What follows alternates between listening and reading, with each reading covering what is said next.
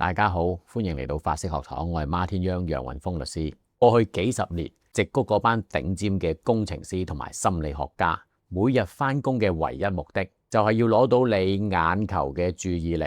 佢哋將一個社交媒體由一個普通嘅通訊工具，變成一條24小時都扯住你注意力嘅 formula。當你喺度免費咁睇緊片，免費咁同朋友傾緊偈嘅時候，其實喺呢一場交易裏邊，你嘅注意力、時間同埋甚至你嘅情緒，先至係背後嘅商品。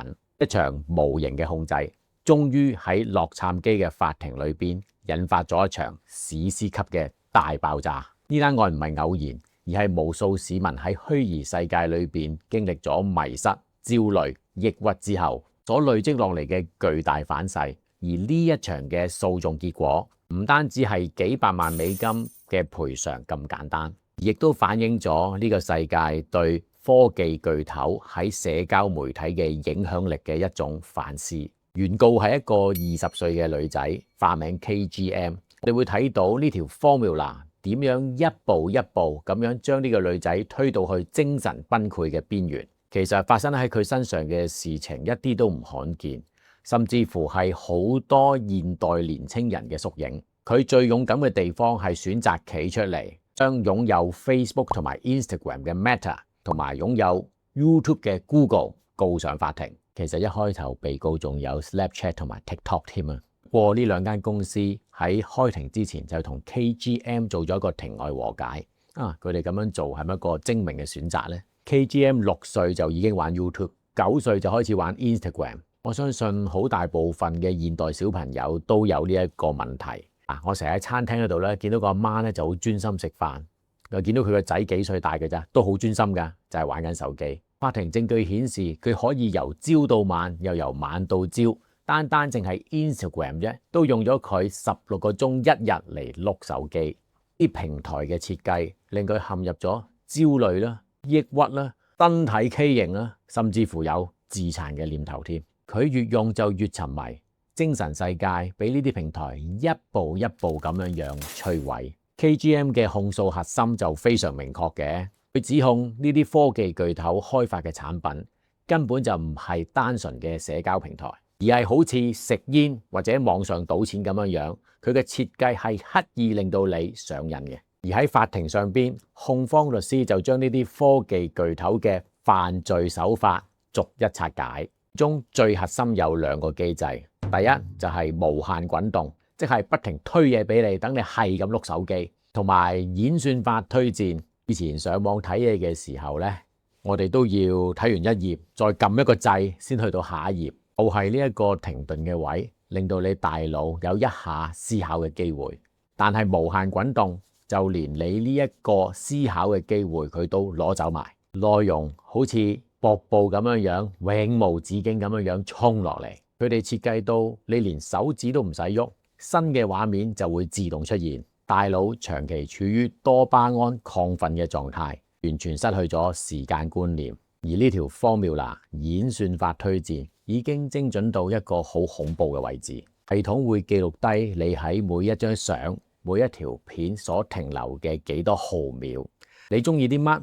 你驚啲乜？甚至你對身材有咩焦慮，系統分分鐘仲清楚過你啊！近排我會唔會食得太多麥當勞呢？又叫我買嘢，正就係因為呢一種永無止境度身訂造嘅推送，令到佢深陷其中，無法自拔。Meta 內部有一個叫做 Project Mist 嘅研究，發現咗有心理問題嘅小朋友係最容易俾人勾住，甚至有員工將自己比喻為內容推手。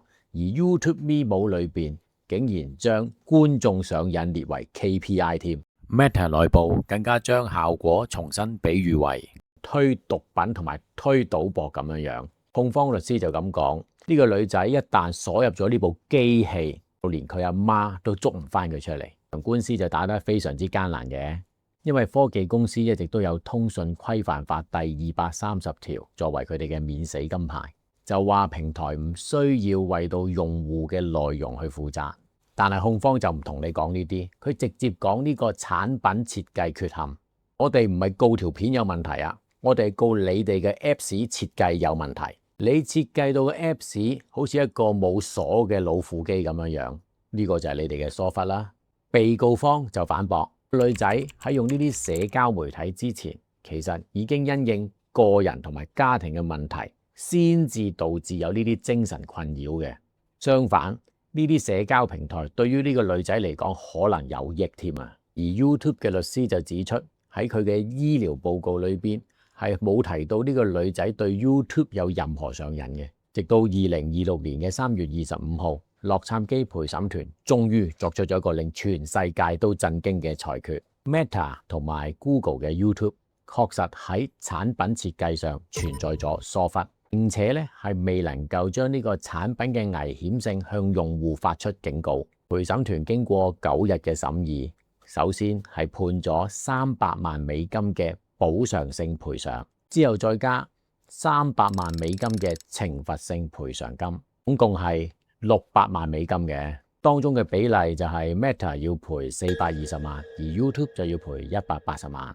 呢個裁決就意義重大啦，因為喺法律層面上邊正式將社交媒體同呢一個煙草仲有呢一個危險化學物品擺喺同一個稱上邊。呢度就要講一講，連 Meta 嘅 CEO Mark Zuckerberg 都有親自出庭作證。佢就話：我唔係想盡量增加人哋所用嘅時間。對於現在啱啱先至加嘅各種安全工具咧，佢就咁講嘅。其實佢都係想盡快做到嘅。呢一場官司係美國司法史上邊第一單陪審團裁決科技巨頭公司要為到成癮性設計要負責任嘅 landmark case。有好多類似嘅案件其實都喺度排緊期。咁判例法就係咁噶啦。呢一單成為案例之後嘅成千上萬嘅案件都會參考呢一單案作為先例。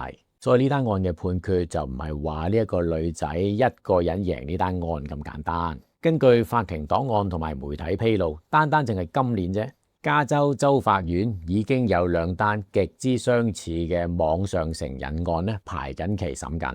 如果 Meta 同埋 Google 喺上訴裏邊都輸埋，又或者類似嘅案件佢接二連三咁樣都敗訴，而呢一個可能會引發全美國甚至係全世界嘅訴訟潮。其實呢單案件咧同當年嘅煙草公司係十分相似㗎。以前食煙大家都覺得冇問題㗎，甚至乎喺飛機啊、戲院啊都可以食煙添。但去到有一刻咧，就證實咗食煙原來係會成癮同埋係有害嘅，引發咗一串嘅官司。而煙草公司亦都作出咗巨額賠償嘅。